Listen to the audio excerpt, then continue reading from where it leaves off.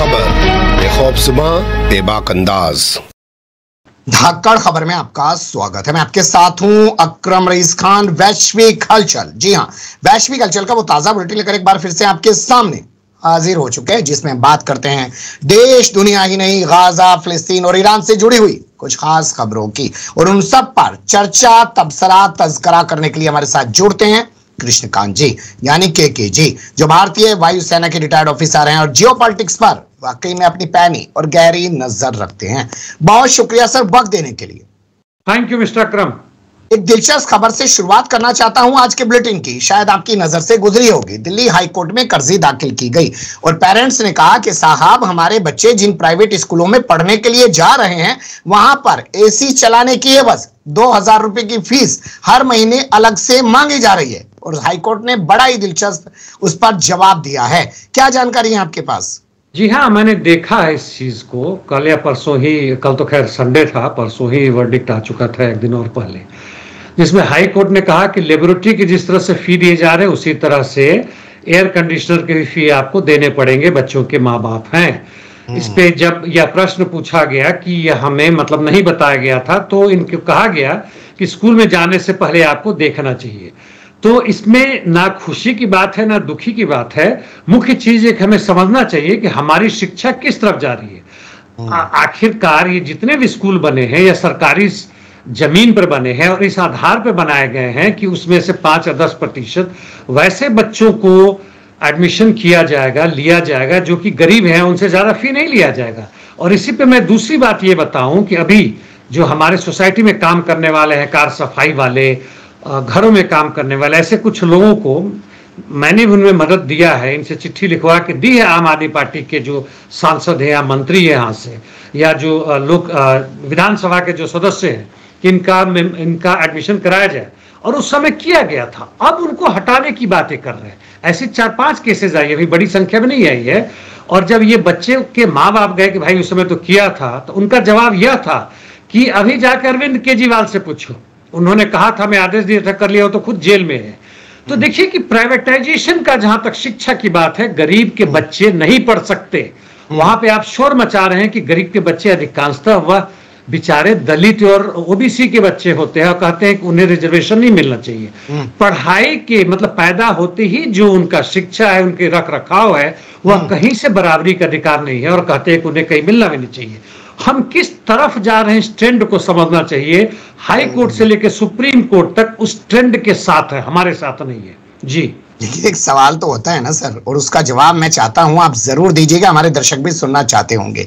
गरीब का बच्चा गरीबों के साथ बैठ के पढ़े ना, अमीरों के साथ बैठकर पढ़ता है, वो लोग ऐसा कहते हैं, मेरा ऐसा कहना नहीं है, तो हीन भावना का शिकार हो जाता है। क्योंकि अमीर आदमी के बच्चे जो है बढ़िया कपड़े, बढ़िया जूते, बढ़िया जेब खर्च लेकर रोजाना जाते हैं, पॉकेट मनी लेकर रोजाना जाते हैं, तो क्यों पढ़े वो? गरीब का गरीब के साथ पढ़े, अमीर का अमीर के साथ पढ़े। यह एक तर्क है जो कि जितने भी दक्षिणपंथी देते हैं। बहुत बढ़िया सवाल आपने किया। वह तर्क देते हैं, जिन बच्चों की मैं बात कर रहा था, पहले 5 से 6 हजार रुपए की किताब इन्हें मुफ्त मिलती थी, उन्होंने देना बंद कर दिया। एसी वाला चार्ज अलग से अभी नया जो आया है, अब इन सबों को देना पड़ेगा। और यह जो खाई जो पैदा कर रहा है, इस व्यवस्था, मैं बार बार नहीं चाहता हूं कि पूंजीवाद की बात करूं, लेकिन पूंजीपति वर्ग जो है खुद ब खुद अपने इतने बड़े इंडस्ट्रीज और सर्विसेज इतने ज्यादा फैल गए कि नहीं कर सकता है। इसलिए उसका एक मैनेजमेंट ग्रुप होता है, आईटी वाले, एचआर वाले, जिसमें आजकल कॉर्पोरेट लॉयर भी होते हैं जो उनके केसों को लड़ सके। हर तरह के वो चीज होते हैं और इनको वह खास सुविधा देते हैं और नहीं चाहते हैं कि ये लोग शुरुआती दौर से ही इनके मन में गरीबों के प्रति, मजदूरों के प्रति किसी भी तरह की भावनाएं हो। इसलिए चाहते हैं कि इनकी शिक्षा अलग हो, इनके रहने का जगह अलग हो, इनकी व्यवस्था अलग हो, इनके खान पीन का तरीका। इस सवाल को थोड़ा और आगे लेके जाते हैं। अभी कनॉट प्लेस में एक प्रोटेस्ट हुआ 3-4 दिन पहले। इंडिया टुडे का एक पत्रकार वहां पर पहुंच गया, गलगोटिया यूनिवर्सिटी के छात्रों को वहां पर लाया गया था।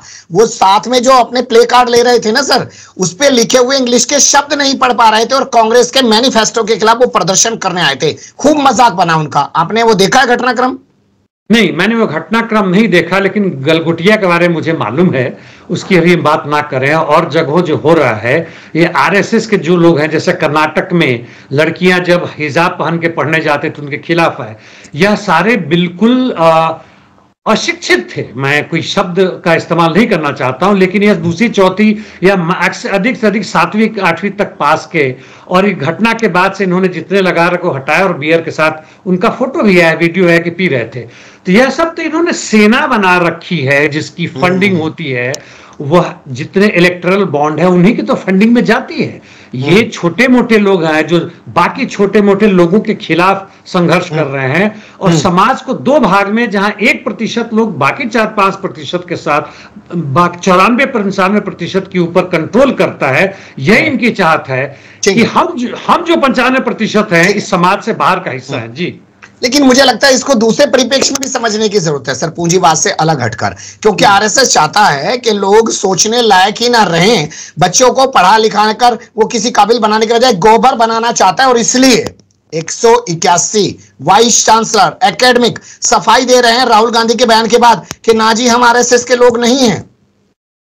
जी हां, यह भी घटना देखिए, यह स्पष्ट है कि जितने भी वाइस चांसलर, प्रोफेसर्स, कई मेरे जान पहचान के भी जो इंटरव्यू के लिए गए थे, जैसे जेएनयू के पहले के प्रोडक्ट थे, उनको उस बोर्ड ने साफ कहा कि आप क्यों आ गए, आपका तो होगा नहीं, आपके पास कोई आरएसएस का या किसी का वो है, चिट्ठी लिखा हुआ है कि इनको लिया जाए, इस तरह का उन्होंने पैरवी की है। जवाब था नहीं, तो नहीं हो रहा है, यह खुलेआम हो रहा है, इसमें कोई संदेह नहीं है। और ये लोग अपना दिखाने के लिए कि नहीं हमारे पास भी विद्वता है, यह चीज हमारे ही देश में नहीं, अन्य कुछ देशों में हो रहा है कि ये लोग आके एकेडमिक पर सबसे अधिक आक्रमण करते हैं, एकेडमिक को बिल्कुल बर्बाद करने की कोशिश करते हैं। और इसके पहले सिर्फ आरएसएस नहीं, आरएसएस भी एक चमचा है इस पूंजीपति वर्ग का। ठीक है, इसी सवाल को आगे बढ़ाते हैं। मान लेते हैं 2024 में सत्ता परिवर्तन हो गया, लेकिन आरएसएस के जो लोग घुस घुस कर बैठ गए हैं तमाम इंस्टीट्यूट में, संस्थाओं में, क्या कर लेंगे आप उनका?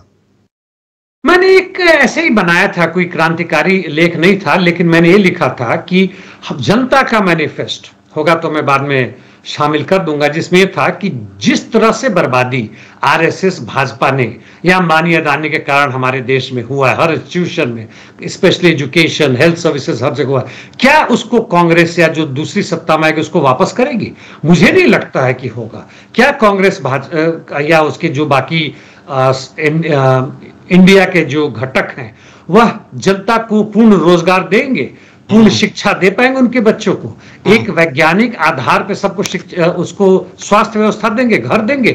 यह नहीं होगा, बिल्कुल नहीं होगा। छोटा मोटा बदलाव होगा, क्योंकि हमें फिर से याद रखना चाहिए कि जो कांग्रेस ने किया था, चोरी करते हुए जहां तक पहुंचा था, उन्हीं के कंधों पे आके भाजपा आरएसएस यहां तक पहुंचा है, वापस वही होगा, उस चीज की पूरी वापसी नहीं होगी। जी, मतलब चोरों के बाद डाकू आ गए हैं, फिर से वापस आप कहना चाह रहे हैं कि चोर आ जाएंगे तो कोई चीजें बदलेंगे नहीं?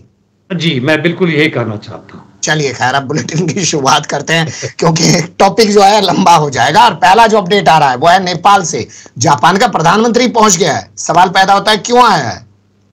प्रधानमंत्री नहीं है, शायद वो आने वाले हो बाद में, वहां की विदेश मंत्री है। अच्छा, ये हाँ, कालिकावा नाम है उनका, वो उनके नाम वगैरह से काफी कंफ्यूजन हो जाता है। और यह आई हैं यहाँ के जो डिप्टी प्राइम मिनिस्टर हैं, प्रधानमंत्री की बात कर रहे हैं आप, और फॉरेन मिनिस्टर हैं मिसेस श्रेष्ठा, इन्होंने इन्हें बुलाया है। मैं इनका कहना है कि नेपाल के उन्नति के लिए, नेपाल के प्रोग्रेस के लिए आई हैं, और यहाँ पे यह पूंजी निवेश करेंगी जो एग्रीकल्चर में होगा, हाइड्रो पावर में होगा, चूंकि नेपाल पहाड़ों से और नदियों से भरा हुआ है। फॉरेन इन्वेस्टमेंट आएगा, फॉरेन इन्वेस्टमेंट यानी नेपाल से ही आएगा, एजुकेशन, टूरिज्म वगैरह वगैरह में आएगा। मुख्य चीज हमें यह देखना है कि जब नेपाल में वहां की माओइस्ट पार्टी जब सत्ता में आए थे, उन्होंने कहा था कि हम समाजवाद का निर्माण करेंगे। ये इनका आधार बनता है समाजवाद निर्माण करने का। जापान, अमेरिका, हर पूंजी वहां प्रवेश कर चुका है, और इनकी जो तथाकथित रूप से आत्मनिर्भर बनने की बात है, स्वतंत्र होने की बात है, वह धाराशायी हो चुका है, और कुछ खास लोगों के लिए यह चीज आगे बढ़ रहा है। जी, इसे सिर्फ जापान की एक्टिविटी माने, जापान का मूवमेंट माने, या अमेरिका के इशारे पर चीन की गोद में बैठे हुए नेपाल को अमेरिका की ओर ले जाने के लिए जापान की कोशिश माने? बिल्कुल सही। यदि पूरे जियो पॉलिटिक्स देखें वहां, तो नेपाल एक बहुत महत्वपूर्ण देश है जिसका बाउंड्री इंडिया के साथ काफी पोरस अभी भी है, यानी खुला हुआ आना जाना होता है। भारतीय मूल के उसे सटे हुए लोगों की जमीन नेपाल में है, हालांकि उनके खिलाफ काफी जबरदस्त आंदोलन हुआ था और यहाँ के मूल के लोगों ने काफी जबरदस्त आंदोलन किया था कि हमें राजतंत्र चाहिए। लेकिन जापान के विदेश मंत्री या बाद में प्राइम मिनिस्टर भी आ सकते हैं, या यहाँ के प्रधानमंत्री वहां जा सकते हैं। वह उस हिस्से का वह नजर आ रहा है जिसमें पाकिस्तान के बाद से नेपाल और बांग्लादेश, श्रीलंका वगैरह में कोशिश जारी है, और चीन के खिलाफ एक भारत भी उसमें हिस्सा होगा। लेकिन यह अंदरूनी जो अंतर्द्वंद है भारत का चीन और पाकिस्तान के साथ, किस तरह से गोटियां बिछाई जाती है, वह देखने वाली बात होगी। जी, आपने खबर देखी होगी कि पहले तो दावा किया जा रहा था लिपू लेक पर और नक्शे जारी किए जा रहे थे नेपाल के जरिए, लेकिन अब नेपाल ने उन तमाम जगहों को अपना बताते हुए अपने नोट पर भी उनको छाप दिया है। तो जो डंका बज रहा है नरेंद्र मोदी का, वो नेपाल पड़ोस में ही पता चल रहा है कि कितना बढ़िया बज रहा है। जी हाँ, नेपाल इस मामले में बड़ा वो स्पष्ट रूप से अपना कर रहा है। पश्चिमी नेपाल से भी, जगह का नाम मुझे नहीं याद आ रहा, दरियागंज इस टाइप का कुछ है, और भारत से सटे हुए एक नदी जाती है, उसी नाम के दोनों जगह हैं, एक नेपाल में है और एक भारत में है। जो नदी के पश्चिम में यानी भारत के तरफ में है, उस पर भारत का दावा, हमारी भारतीय फौज की एक टुकड़ी भी है, वहीं से ऊपर में मानसरोवर और ऊपर तक जाते हैं, और उस पर भी नेपाल ने दावा किया है और उस पर ठोका भी है कि हमारा, उसी तरह जिस जगह आपने बताया उसका भी है। तो नेपाल की वहां पे साफ दिखा रहा है कि भारत, जहां तक हम अभी तक हमारा संबंध था, हम तुम्हारे एक छोटे से टापू के रूप में काम कर रहे थे, वह हाथ से निकल चुका है। वही हालत भूटान की भी है, और बाकी जहां तक मालदीव वगैरह हम देख ही चुके हैं, काफी बातें कर चुके हैं। चलिए एक पड़ोसी का और जिक्र कर लेते हैं। अफगानिस्तान के एक राजनयिक 25 किलो सोने की तस्करी के आरोप में पकड़े गए, जिसके बाद भारत में उनको इस्तीफा देना पड़ा। कौन है ये महोदय? ये महोदया है। अच्छा, हाँ, जितने आने जाने वाले लोग अधिकांश औरतें ही नजर आ रही हैं। जाकिया वरदाक इनका नाम है, या हो सकता है उच्चारण दूसरे तरीके से भी हो, मैंने पहली बार इनका नाम देखा है। जब अफगानिस्तान में तालिबानी सत्ता आ गई तो भारत में उसको मान्यता नहीं दी गई है, इसलिए राजनयिक संबंध वैसा नहीं है। इसलिए एम्बेसी के जगह पे जो काउंसिलर होता है, छोटा सा वाणिज्यिक जिसको कहते हैं हिंदी में, उस तरह का संबंध है, और ये उसकी हेड बन गई थी अनायास, मतलब वहां से नहीं है। और इन लोगों का मुख्य काम है कि यदि कुछ आना जाना है, कुछ राजनीतिक बातें हो, वीजा वगैरह इशू करना है, तो ये लोग काम करते हैं। और 25 किलो सोना, जी ये तो बड़ी भारी मात्रा में है, और तकरीबन इसका दाम $2 मिलियन के बराबर, यानी $20 लाख के बराबर है। बहुत जबरदस्त मात्रा में है, और इनका पास पकड़ा गया है। हालांकि इन्हें गिरफ्तार नहीं किया जा सकता है क्योंकि यह राजनयिक संबंध है, उनको इससे मुक्ति मिली है। बदमाशी तो कोई आजकल हो ही रहा है, वो शुरुआत हो चुकी है, लेकिन नहीं किया गया है, और इसलिए इन्होंने कहा कि मैं इस्तीफा देती हूँ। दुर्भाग्य है।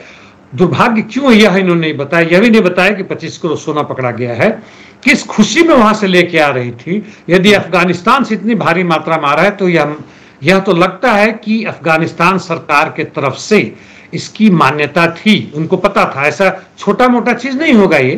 तो देखते हैं आगे खुलासा क्या होता है, कैसे चलता है। जी, खबर है ऑस्ट्रेलिया से। यहां पर फिर चाकूबाजी हुई है, लेकिन इस बार चाकूबाज को मौके पर ही पुलिस ने गोली मारकर ढेर कर डाला है। पर्थ की इस घटना के बारे में क्या सूचना है सर? सूचना है कि 16 साल का लड़का है। यह बड़ा दुर्भाग्य है, और इंटरनेट के थ्रू, ऑनलाइन के थ्रू इसको यह मन में आया कि जो मुसलमान वगैरह हैं, जिस तरह की चीज़ है बहुत गलत है और नहीं फैलने दे। हालांकि इस तरह का गन कल्चर ऑस्ट्रेलिया में बड़ा लिमिटेड है, ना के बराबर है जो अमेरिका में या इंग्लैंड में नजर आता है।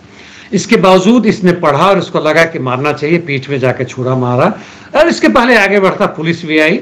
इसको गोली मारना जरूरी था कि नहीं था, वह उनका अपना देखेंगे क्या है क्या नहीं है। जिसको चाकू मारा गया, हालांकि यह चाकू जो था वह किचन में काम करने वाला था, बंदा भी सुरक्षित है, ये तो मर ही गया। और इसको कहा गया है कि इसका मोटिव भले ही टेररिस्ट का था, उस तरह का हाव भाव था जो भी इसने अपने लगा रखे थे, लेकिन इसको टेररिस्ट एक्ट कहा जाए कि ना कहा जाए नहीं माना जाएगा। लेकिन यह साफ है कि यहाँ की संस्कृति यहाँ भी धीमे धीमे ये अमेरिकी पिट्ठू होने के कारण वह चीज आ रहा है, और ऑस्ट्रेलिया के लिए बड़ा ही घातक होगा।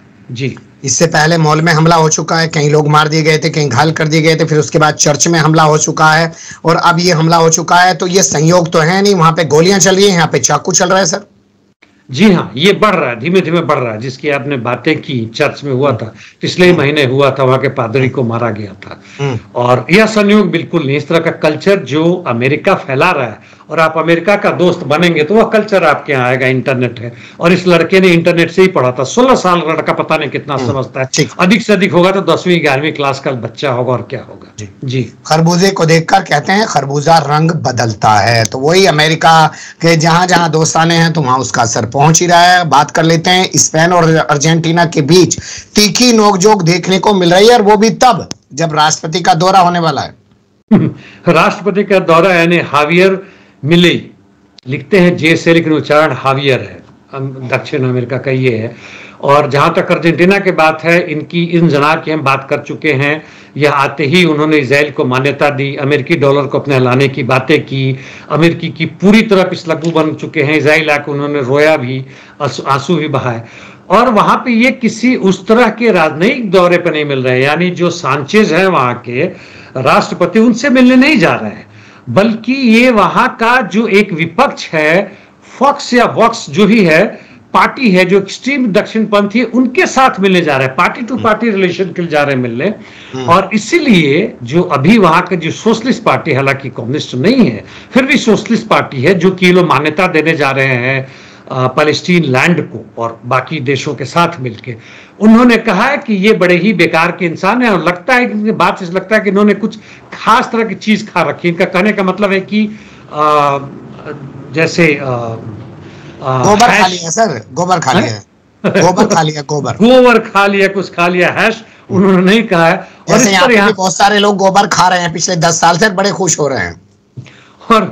और वहां से प्रतिक्रिया ये की बड़ी है, सांचे जो है सो बकवास करके बातें करते हैं, और उन्हीं के कारण, लेफ्टिस्ट के कारण वहां के लोग गरीब हो रहे हैं, मारे जा रहे हैं, वगैरह वगैरह हो रहा है। और अपने देश में किस तरह की बर्बादी हो रही है नजर नहीं आ रही है।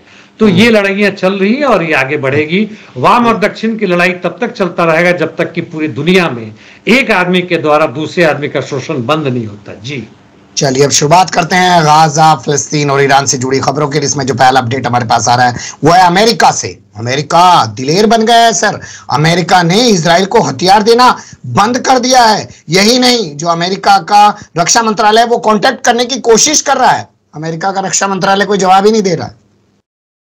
पिछली बार जब इनका एक मीटिंग हुआ था जिसमें नेतन्याहू ने कहा था कि हम सेल्फ डिपेंडेंट बनेंगे, हमें किसी की जरूरत नहीं है, हमारा लेसन है कि जो इंटरनेशनल होलोकास्ट मीटिंग थी, कि जो होलोकास्ट जो हुआ था, जो जनसंहार हुआ था जर्मनी में यहूदियों का, उससे हमें शिक्षा मिलती है कि दुनिया के बाकी लोग चुपचाप बैठ के उसको नजरअंदाज कर रहे थे और देख रहे थे। आज हमें करना पड़ेगा। ये 1-1.5 महीने पहले की बात है। इससे उसका अंदाजा एक लगा था लोगों को कि शायद ये अमेरिका की तरफ इशारा कर रहे हैं। जहां तक बाइडेन की बात है, बाइडेन ने इस तरह से मना नहीं किया, आत्मरक्षा के लिए तो दे ही रहे हैं, वो सब जा रहा है, लेकिन जो जखीरा जो जा रहा था उसका जरूर कुछ बंदी हो गया। पिछले 1 महीने से कमी आई है। इसका कारण यह नहीं है कि वो इजराइल के साथ नहीं, IDF के साथ नहीं है। इसका कारण यह नहीं है कि वह उस जनसंहार के खिलाफ है या वहां पे मानवीय सहायता नहीं जा रही है। इसका कारण यह है कि वहां अपना चुनाव आ रहा है, और अभी छात्रों के आंदोलन को देखें जो बुरी तरह फैल गया है, ज्यादा संख्या ना होने के बावजूद भी पूरे अमेरिका में फैल चुका है, और यहां तक कि फ्रांस, जर्मनी में भी यह फैल रहा है। पहले किसानों का, आम जनता का और मजदूरों का था, अब यह स्टूडेंट और यूथ विंग्स में जा रहा है। और इसका नतीजा क्या होगा, इसका असर, इसका समझ आ रहा है अब उस दक्षिणपंथी सरकारों को, दोनों बाइडेन और ट्रंप के समर्थकों को, यानी डेमोक्रेट्स एंड जो दूसरे पार्टी हैं, सबको यह बात समझ में आ रही है कि भाई यह गड़बड़ हो रहा है, इसमें इजराइल को रोकना है, और जैसे भी उस पर आक्रमण करने से, यानी रफाह पे आक्रमण करने से रोकना, नहीं तो बहुत हंगामा होगा। और इसलिए भी हो रहा है कि जो तथाकथित जो शांति की जो वार्तालाप चल रही है वो लगता है टूट रहा है। जी क्या ये संयोग है कि पहले डेमोक्रेट्स, और वो भी 88 डेमोक्रेट्स से एक पत्र लिखवाया जाता है, बाइडेन से मांग करवाई जाती है कि बंदी का दबाव बनाओ, हथियारों की आपूर्ति रोको, और उसके बाद हथियारों की आपूर्ति रोकने का एक खबर मीडिया में आ जाती है, या ये छात्र आंदोलन जो चल रहा है उसी का असल में पूरा दबाव है? उसका असर है, यह संयोग नहीं है। आप देखें रिपब्लिकन इस विषय पर चुपचाप है। एक तरफ जहां वो इजराइल को सपोर्ट करना चाहते हैं, दूसरी तरफ यह खुलेआम नहीं कहते हैं, क्योंकि मान लीजिए दोनों मिल जाते हैं कि हथियार नहीं देना, अभी कुछ समय के लिए रोका हुआ, क्या क्या रोका हुआ मुझे नहीं मालूम है। वैसे इतना बता दूं कि टर्की ने कहा था कि हमारा अब ट्रेड रिलेशन नहीं रहेगा, और अजरबैजान से तेल वगैरह सब आ रहा है, वो टर्की के ही पोर्ट से होके आ रहा है। टर्की कहना है कि इंटरनेशनल लॉ हम कैसे रोक सकते हैं। अरे कितने तो भोले हैं कि कहां ले जाएं, वो क्या कहा है ना कि कहां ले जाए, इतना हुस्न मिल गया है। खैर, काहिरा में जो जंगबंदी की बातचीत चल रही थी, हमास की टीम उससे वापस दोहा लौट आई है। बताया जा रहा है कि मंगलवार को फिर से बातचीत होगी, लेकिन मुझे लगता है कि उधर बातचीत टूटी और इधर कल 9 जगह पर, 1-2 नहीं, राफा पर 9 जगह पर हवाई हमले किए गए हैं IDF के जरिए। क्या मैसेज देना चाह रहा है इजराइल? 11-12 लोग मारे भी गए। हाँ, 16 फिलिस्तीनी जो सिविलियन है बेचारे, वो मारे गए हैं। लेकिन इस बीच में यह भी जानना जरूरी है कि फिलिस्तीन की तरफ से, हमास की तरफ से रॉकेट मारे गए हैं और सही जगह पे जाके कम से कम 3 इजरायली सैनिकों को मार दिया है और दर्जन के आसपास घायल है। यानी यह इतने कमजोर नहीं पड़े हैं कि अभी वहां पे इजरायली फोर्सेज अंदर जा सके। और इजराइल की जिद है और इजराइल की एक मजबूरी भी हो गई है कि उसके जो दूसरे दक्षिणपंथी है, यदि नेतन्याहू चाहते भी हैं कि जंग बंदी हो जाए, उनके सैनिक, उसके जो सिटीजन्स जो फंसे हुए हमास के, हाँ, उनकी हम बदला बदली कर दे, इसके बावजूद नहीं कर पा रहे हैं क्योंकि यहाँ के जो एक्सट्रीम राइटिस्ट है वो सत्ता में आ जाएंगे, वो जीत जाएंगे।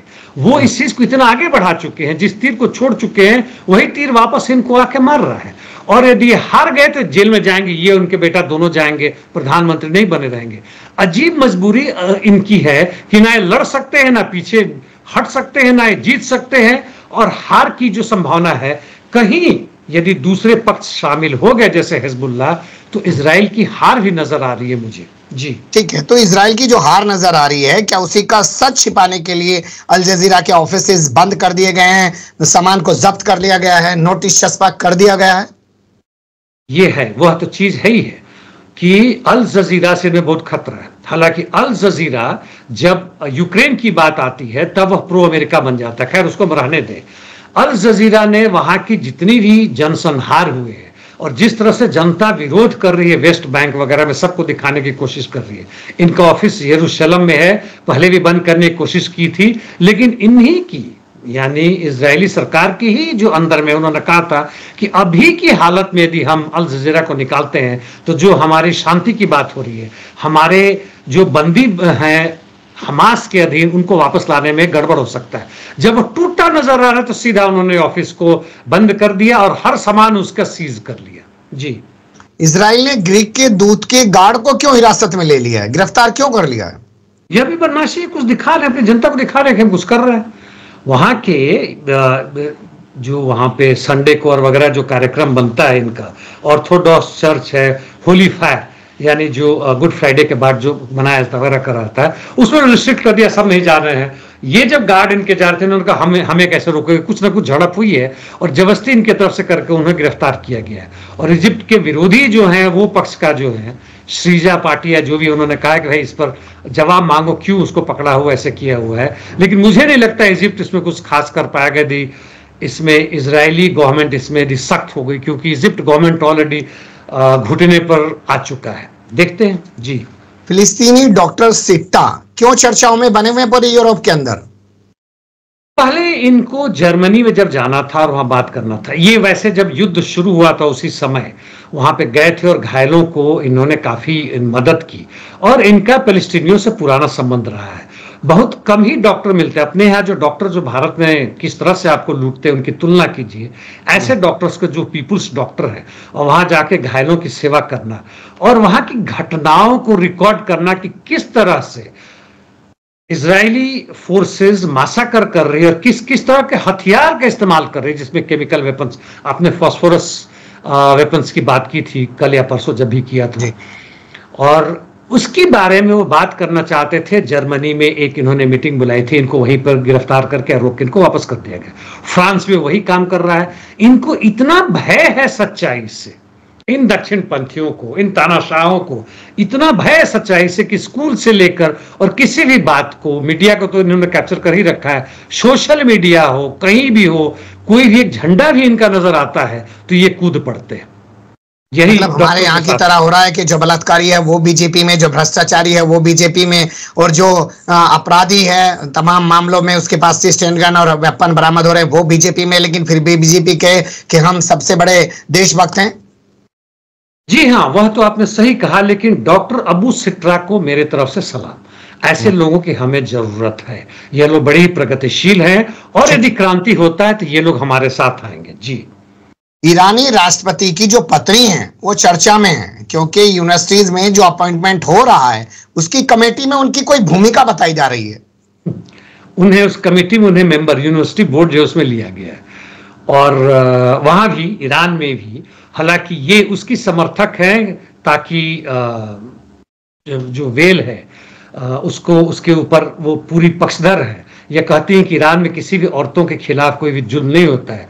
ईरान की औरतें नकाब जो पहनती हैं, हिजाब शब्द में कहना चाहता था, वो अपनी मर्जी से पहनती है, हमारी तरफ से कुछ नहीं है, और इनको लाया गया है। केवल नया चुने जो पुराने लोग हैं जो कि तथाकथित रूप से सेक्युलर है, वहां पे सेक्युलर बड़े कम लोग हैं लेकिन हैं, खासकर औरतें हैं वहां पे, और वैसे लोग जो यूनिवर्सिटीज में हैं, जैसे यहाँ हमारे यूनिवर्सिटी में हो रहा है, ठीक है वैसे ही वहां की यूनिवर्सिटीज में वैसे जो प्रोफेसर हैं उन पर दबाव डाला जा रहा है कि ये चीजें ना पढ़ाओ, उनको निकाला जा रहा है, फोर्स किया जा रहा है बाहर निकलने की, जिनमें इनका हाथ है, और इसीलिए विपक्ष इनके ऊपर उंगल उठा रहा है, जो सही उठा रहा है। जी। क्या सिर्फ इसी वजह से उठा रहा है, या फिर राष्ट्रपति की पत्नी है, इन्हें किसी कमेटी में, किसी बोर्ड में रख दिया गया है, ऐसी नियुक्ति भी सवालों के घेरे में है, उस वजह से सवाल भी उठ रहा है? दोनों वजह से। जबकि पक्षधर ने यह कहा कि राष्ट्रपति की पत्नी होने का मतलब थोड़ी कि उन्हें अधिकार नहीं है नौकरी करने, वो कर रही, इतनी पढ़ी लिखी है, वह किताब भी लिखती हैं। जिस तरह से ओबामा की पत्नी का किताब छपा, ये भी अपना किताब छाप रही है और कहते हैं कि बड़ा ही अच्छा है, लोग खूब पढ़ेगा और मजा आएगा। जी बिल्कुल आप सही कह रहे हैं। और इब्राहिम रईसी के साथ हर दौरे पर भी जाती हैं। आजकल आपने देखा होगा पाकिस्तान का दौरा हुआ था तो उस दौरान भी वहां पे खूब गई हैं, और अलग से भी इनके उसके कई प्रोग्राम वहां पे कराए गए हैं या किए गए हैं। बहुत शुक्रिया, आपने बहुत बारीकी से तमाम चीजों पर रोशनी डाली। फिर आपके साथ किसी और मुद्दे पर जुड़ने की कोशिश करेंगे। धन्यवाद। Thank you mister Akram.